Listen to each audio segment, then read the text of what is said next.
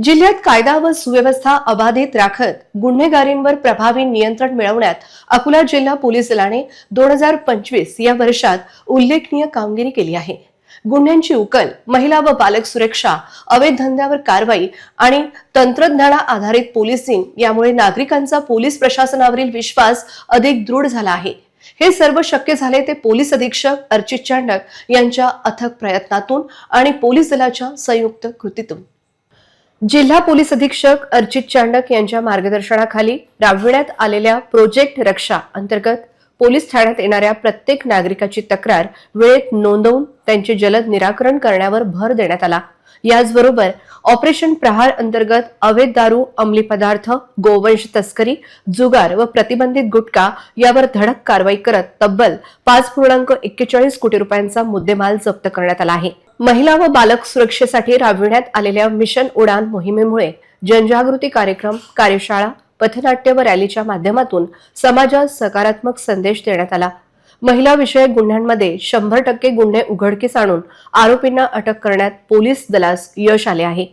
हरवलेले नागरिक व अपहरण प्रकरणाच्या तपासासाठी सुरू करण्यात आलेल्या ऑपरेशन शोध मोहिमेअंतर्गत आतापर्यंत 404 महिला, पुरुष व बालकांचा यशस्वी शोध घेण्यात आला आहे।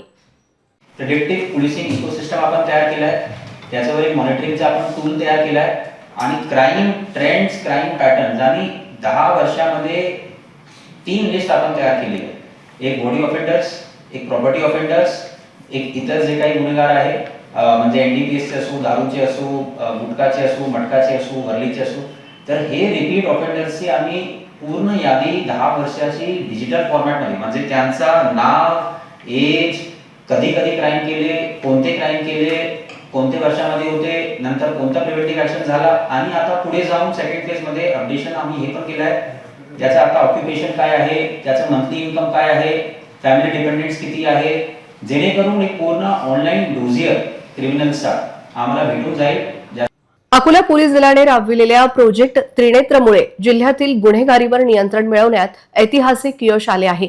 वारंवार गुन्हे करणाऱ्या आरोपींकडून होणाऱ्या गुन्ह्यांमध्ये तब्बल 64% घट झाली असून या उपक्रमाची दखल आता राष्ट्रीय स्तरावर घेतली जात आहे। जिल्हा पोलीस दलाच्या वार्षिक अहवालानुसार 2024च्या तुलनेत 2025 मध्ये एकूण गुन्हेगारीत लक्षणीय घट झाली आहे।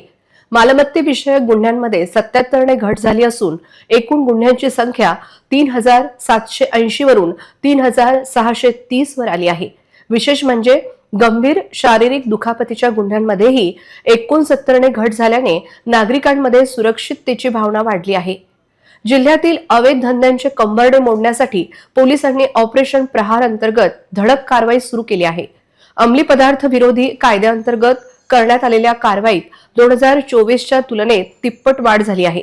पोलिसांनी यावर्षी 43 गुन्हे दाखल करून 4.46 कोटी रुपयांचा मुद्देमाल जप्त केला आहे। CCTNS प्रणालीच्या प्रभावी अंमलबजावणीमध्ये अकोला जिल्हा पोलीस दलाने महाराष्ट्र राज्यात 4था तर अमरावती परिक्षेत्रात प्रथम क्रमांक पटकावला आहे। या तंत्रज्ञानामुळे गुन्हे उघड होण्याचे प्रमाण वाढले असून चोरीला गेलेला 1,30,00,000 रुपयांचा मुद्देमाल पोलिसांनी मूळ मालकांना परत केला आहे।